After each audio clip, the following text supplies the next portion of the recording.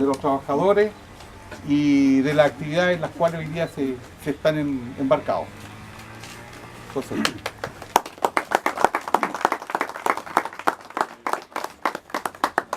José Santos. buenos días, estimadas compañeras, estimados compañeros. Buenos días a los familiares, a los nietos, a los compañeros de los sindicatos, a todos los que pertenecemos a la familia de los constructores chilenos. Hace 32 años muere, 33 años para ser más exacto, muere el compañero Héctor Cuevas Salvador, un dirigente valiente, un dirigente que le correspondió vivir un periodo difícil de nuestra historia, pero también vivió el tiempo de la Unidad Popular. O sea, no solo vivió el tiempo difícil, en donde más se destacó, sino que también vivió el momento de la Unidad Popular. Y fue un ferviente con grandes iniciativas con respecto a la Unidad Popular, con respecto a la defensa de la Unidad Popular, con respecto a las conquistas de la Unidad Popular. Por eso que actuaba con tanta fuerza cuando había reuniones de unidad del movimiento sindical. Hablaba con mucha fuerza, con mucha responsabilidad. Cuando se hacían las reuniones en la Coordinadora Nacional Sindical, Héctor Cuevas se golpeaba el pecho y decía que él fue elegido por 185.000 trabajadores. Y eso fue así de efectivo porque las elecciones se hicieron en el 73, se hicieron antes del golpe.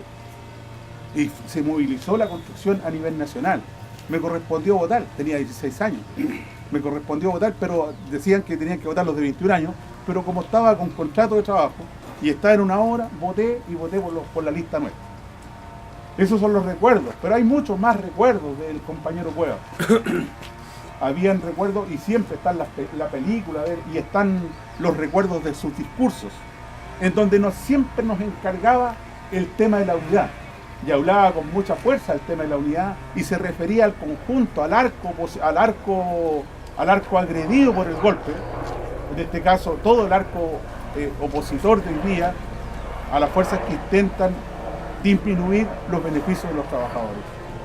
Y él lo hacía con mucha fuerza y nos hacía reír, decía que lo que nos pasaba era por huevón, porque no veíamos la unidad como un tema central, pero sacándose de encima el tema de mi parcela, de que yo quiero solamente defender mi parcela, sino que yo me pongo a disposición de la organización o la construcción futura que queramos hacer.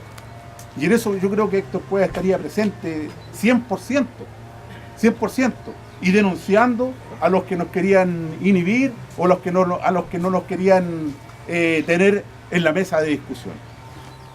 En ese sentido, compañero, también Cuevas siempre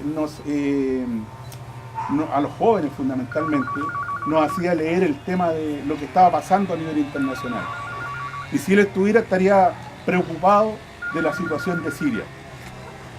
Siria en este minuto está resolviendo el problema de la guerra, el problema de la intervención por parte de los israelíes, los sionistas, los turcos y los árabes saudíes. Y eso, con la ayuda de la Federación Rusa, ha logrado sacudirse y lograr estabilizar la nación siria. Nuestra confederación tiene relaciones con la Federación de la Construcción de los Compañeros Sirios. Pertenecemos a la Federación Sindical Mundial y por tanto a la UIC Internacional. Nos conmueve el tema de Venezuela. Pero fíjense, compañeros, que Venezuela hoy día, con su cambio monetario, está cambiando su situación. Se está teniendo una estabilidad económica y está logrando superar los problemas económicos. Por eso los embates son hoy día cada día más fuertes, porque lo que se intenta es intervenir a como dé lugar el pueblo de Venezuela. Ya lo decía Maduro, hay más de 5, 6 millones de colombianos viviendo y gozando de los beneficios sociales que tiene Venezuela. Lo decía Maduro y lo dice el pueblo venezolano. Sin embargo, la campaña de desestabilización, imagínense, compañeros, hay 7 bases norteamericanas en Colombia. un peligro latente para los pueblos latinoamericanos. Y hay quienes se preguntan y dicen, pero si hay 7 bases norteamericanas, ¿por qué no se acaba el narcotráfico? La pregunta del millón, ¿no es cierto? ¿Por qué se intenta agredir a Venezuela?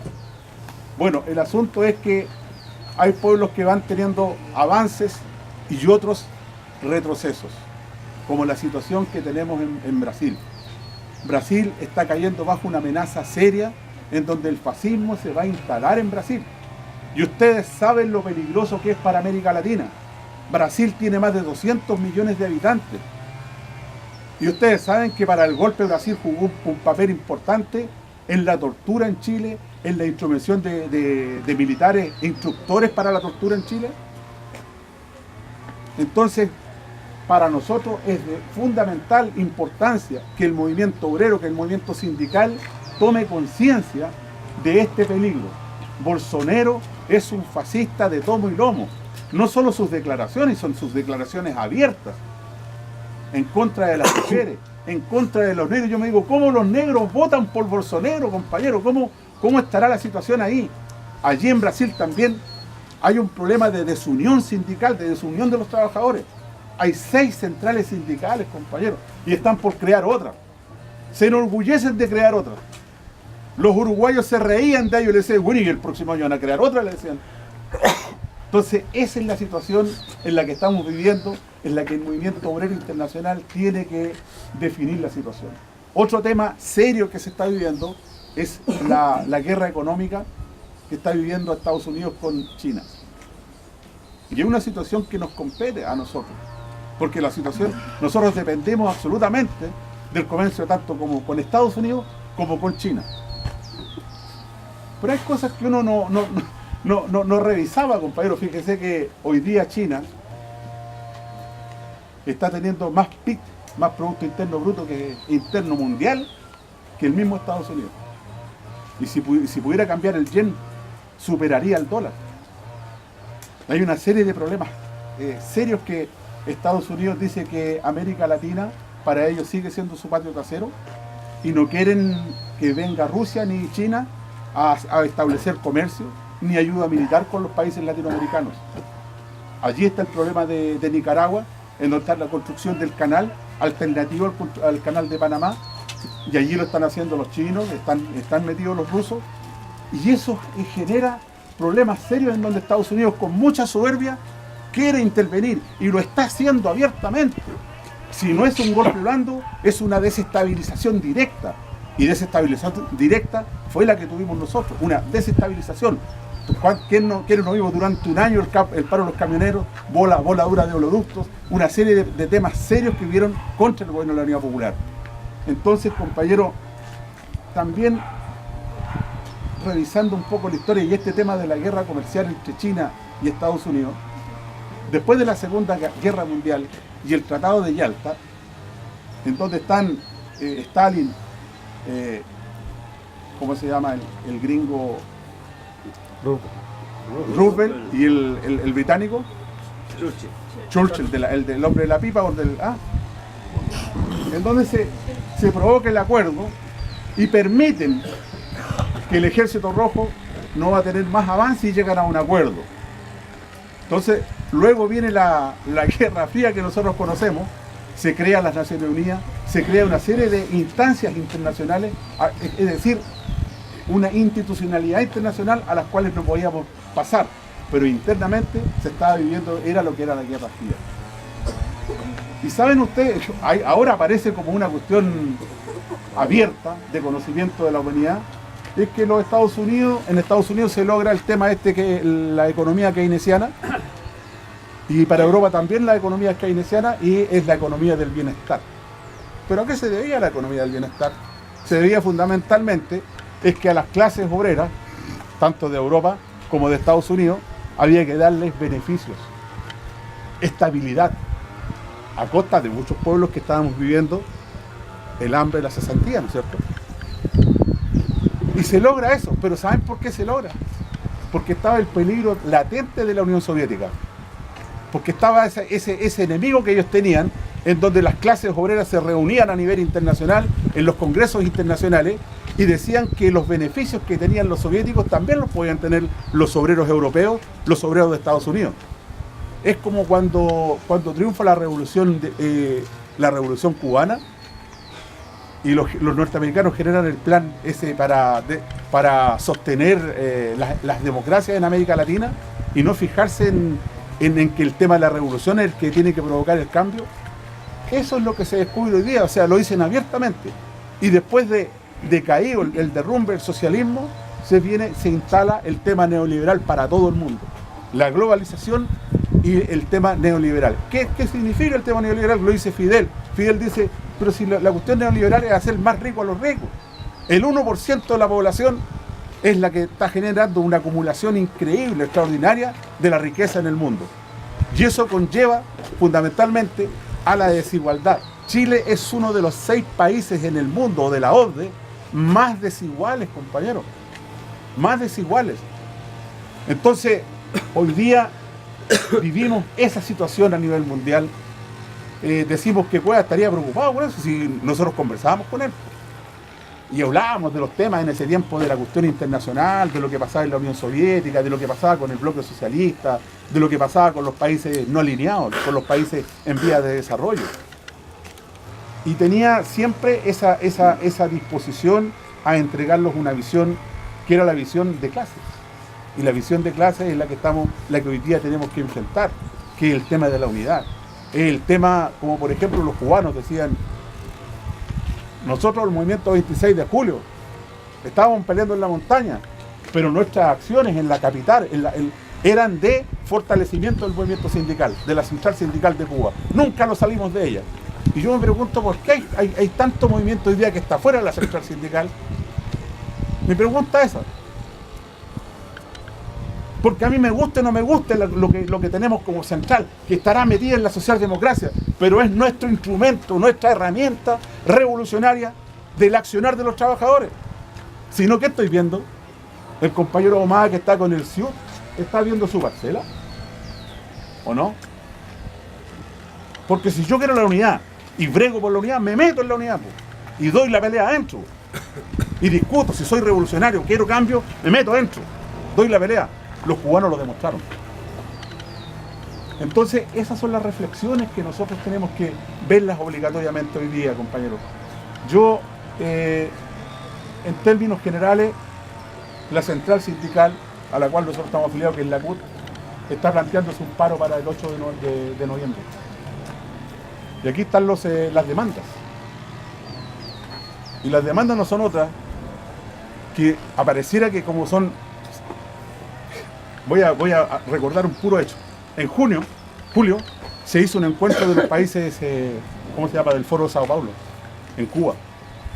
¿Sabes lo que decían los cubanos? Tenemos ante el alza del fascismo en América Latina y en Europa, ante todos estos movimientos que la gente está votando, que los negros están votando por los fascistas, tenemos que resistir y cuidar lo que tenemos. Miren lo que decían los cubanos, compañeros. Resistir y cuidar lo que tenemos. Es de revolucionario hacer eso. Y es de revolucionario buscar la unidad. Entonces, hoy día hay un tema serio. La CUT quiere destituir al hombre que pusieron ahí, que es el director del trabajo, de la dirección del trabajo, el que le ha dado curso a darle interpretación a la reforma que hubo. O sea, este gobierno se instaló para provocar, para generar contrarreformas reaccionarias. Entonces le está dando interpretación a los grupos, a los servicios mínimos. Los servicios mínimos son cuando va a haber una huelga y se determinan quiénes son los que van a estar, por ejemplo, los que van a cuidar una caldera en un hospital, y son nada más que 5. Pero ellos le están dando interpretación a que sean 20, 30, para que el peso de la huelga no tenga el efecto que los trabajadores quieren. Tan simple como eso. Le está dando interpretación, y hoy día fue la Suprema, lo desconoció y la CUT lo denunció y acogió la demanda en el sentido de que le están dando interpretación a los grupos negociadores. ¿Se ubica? Más o menos se entienden los grupos negociadores. Significa que quitarle fuerza al sindicato. Si el sindicato tiene el instrumento de la huelga, el grupo negociador paralelamente negocia y el empresario privilegia a ese y debilita al sindicato que nosotros tenemos. Tan simple como eso. Y le está dando interpretación y la CUT está en contra de eso. La CUT se puso en unidad hoy día con los grupos no AFP. Estábamos dispersos, andábamos cada uno por su lado.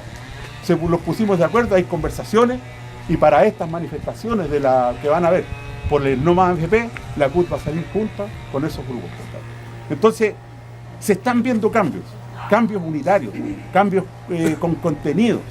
Y eso es lo que tenemos que propagar nosotros, los dirigentes sindicales, los compañeros que nos encontramos aquí para que realmente se produzca el cambio. En un WhatsApp me preguntaban qué es lo que son los grupos negociadores y no tenían ni idea. Y no tienen por qué saberlo. Imagínense, si nosotros que tenemos un cierto nivel de conciencia, ¿cómo serán los trabajadores en la base? No tienen la más remota idea de cuáles son sus derechos. Así que hoy día, cuando hablamos de unidad, cuando hablamos de que es revolucionario resistir ante los embates que vienen, es necesario fundamentalmente dar conocimiento de lo que se está haciendo en el movimiento sindical.